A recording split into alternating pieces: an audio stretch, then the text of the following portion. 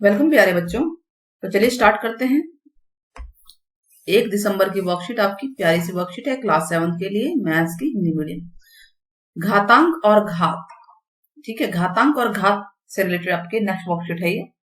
जैसा कि हम जानते हैं कि देखिए 4 गुणा 4 क्या है, यानी 4 2 बार है ना, तो इसको हम लिखेंगे 4 की घात 2।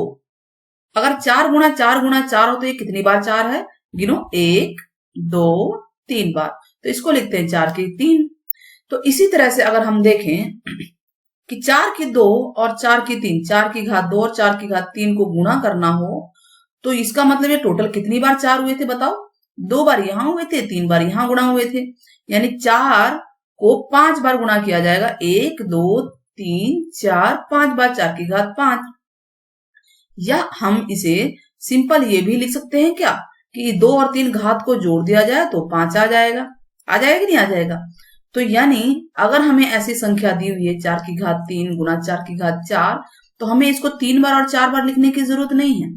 हम सीधे क्या करेंगे, 4 की घात 3 जमा 4, जो घाते हैं उनको जोड़ देंगे, यानी गुणा में घात जुड़ गई, तो 4 की घात कितनी हो गई, 7 हो गई। तो इसी प्रकार से हम लोग सब कर सकते हैं। इसमें ध्यान देने वाली बात क्या है, ध्यान देने वाली बात यह है, एक तो आप देखेंगे कि ये जो आधार है दोनों का सेम है ना, और दूसरी बात गुणा का निशान है। तो यानी अगर एक ही आधार है और उसको हम गुणा कर रहे हैं तो घाते क्या होंगी, जुड़ जाएंगी, घाते जुड़ जाएंगी। ठीक है, ध्यान रखना है, घात को जोड़ना है, आधार को नहीं, मिसकंसेप्शन नहीं रखना है आपको। तो यहाँ अगर देखिए एग्जाम्पल देखिए, ये यहाँ पे बताया कि किस तरह से गलती करते हैं बच्चे। 10 लिखा है ये और गुणा 10 की 11, 10 का मतलब 10 की 1 है, ठीक है। तो बच्चे क्या करेंगे, 10 गुणा 10 यानी 100 की घात 11, जो कि ये गलत होगा। हमें इसे लिखना कैसे होगा, 10 की घात 1 जमा 11 घात, यानी 10 की घात 12 हो जाएगा। घाते जुड़ेंगे, आधार को एक ही बार लिखना है और घात को जोड़ देना है। तो हमारे पास एक नया फॉर्मूला निकल के आता है कि a की घात m गुणा a की घात n बराबर a की घात m जमा n। सेम आधार है और गुणा का निशान है, तो घाते जुड़ जाएंगी, घाते जुड़ जाएंगे, जिसमें m और n पूर्णांक होने चाहिए, पूर्णांक संख्याएं हैं ये, ठीक है। अब एक ही, आपकी क्लास तक इतना ही बहुत है, इस चीज को समझना है। एक ही आधार वाली घातों का विभाजन समझते हैं अपन। विभाजन जैसे 3 की घात 4 और 3 की घात 2, इसको समझना है हमें। तो सबसे पहले 3 की घात 4 का मतलब क्या होता है, 3 गुणा 3 गुणा 3 4 बार। 3 की घात 2 का मतलब है 3 गुणा 3 2 बार। तो भाग का निशान लगा है, तो अगर हम इसको भाग करें, 3 की घात 4 ऊपर यानी 3 गुणा 3 गुणा 3 4 बार ऊपर लिख दिया और 2 बार 3 नीचे लिख दिया, तो हम देख रहे हैं ये इससे कट गया, 2 बार 3 बच गया, यानी 3 की घात 2। तो हमने एक बात नोट की कि 3 की घात 4 है और 3 की घात 2 है, इसमें भी सेम आधार है, सेम आधार है ना, 3 है, दोनों में 3 है। और 4 में से अगर 2 घटा दें तो भी तो 2 आ रहा है, घातों को घटा दिया जाए तो भी तो 2 आ रहा है, यानी 3 की घात 4 घटा 2 कर दें तो भी तो 3 की घात 2 आया। तो हमने क्या सीखा इसमें, जिस प्रकार गुणा में अगर सेम आधार है घाते जुड़ जाती हैं, उसी प्रकार भाग में अगर सेम आधार है तो घाते घटा हो जाती है, ठीक है। ऊपर वाली घात में से अंश के जो अंश वाली संख्या उसकी घात में से नीचे वाली घात को घटा देंगे, यानी a की घात m भाग a की घात n बराबर होगा a की घात m घटा n। आया समझ में, ध्यान रहेगा ये बात। हाँ, और इसमें लिखा ना शून्यंतर पूर्णांक a कुछ भी हो सकता है शून्य को छोड़ के। हाँ, तो अब आगे बढ़ते हैं। तो 2 फार्मूले हमारे सामने आ गए। तीसरी और विचार करते हैं, 2 की घात 3 उसकी घात 2 है, इसको विचार करते हैं। इसका मतलब क्या है 2 का, इसका मतलब ये है कि 2 की घात 2 बार है, 2 की घात 3 2 की घात 3 2 बार हो गया है ना, 2 बार गुणा हुआ। तो अगर गुणा का निशान है, हम देखें गुणा का निशान हम देख रहे हैं तो, और सेम आधार है तो घात जमा हो गई, 3 जमा 3 6, 2 की घात 6 हो गया।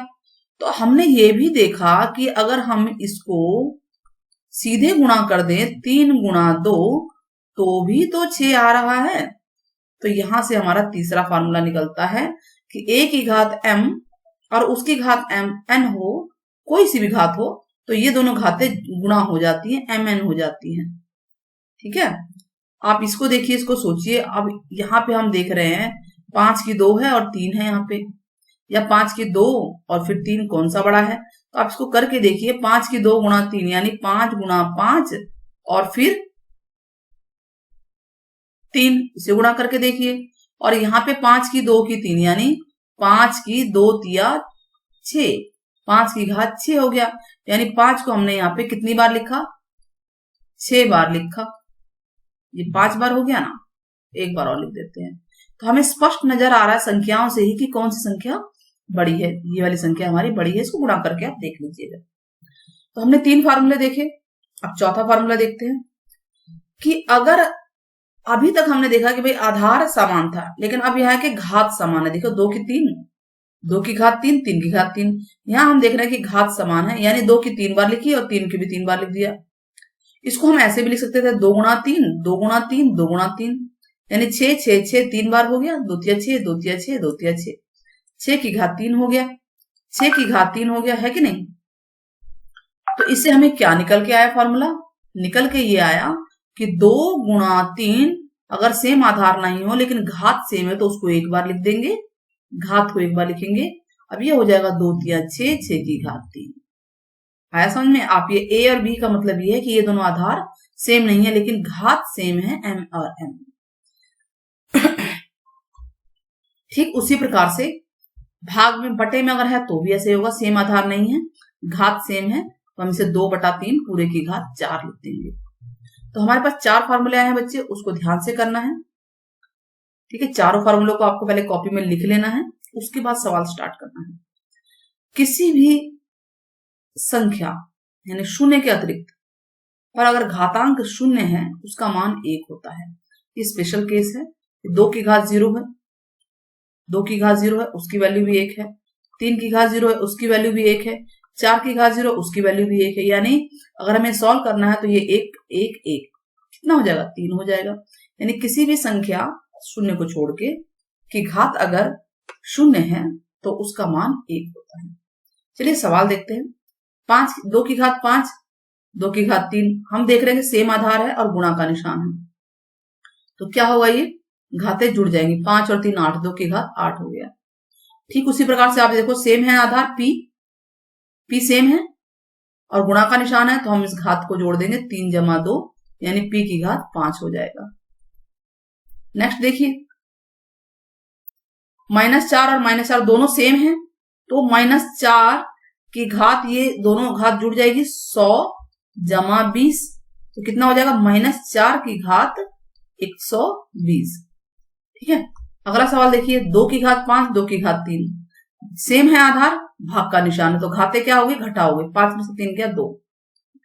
ठीक उसी प्रकार से 20 और 20 सेम आधार है और भाग का निशान है, तो घात क्या होगी, 15 घटा 13, तो क्या आ जाएगा, 20 की घात 15 में से 13 गया 2।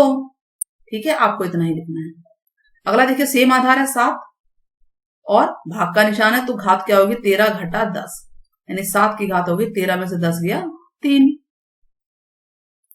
समझ में आ रहा है आप लोगों को। अब यहां देखिए घात पे घात है ना, घात पे घात क्या होता है, गुणा कर देते हैं घातों को, 4 दूनी 8। ठीक वैसे हम यहां करेंगे, इन दोनों घातों को गुणा कर देंगे, 6 दूनी 12। अब ये भी घात पे घात है, एक ही आधार है, तो क्या हो जाएगा, 50 दूनी 100, 50 दूनी 100 घात हो गई इसकी।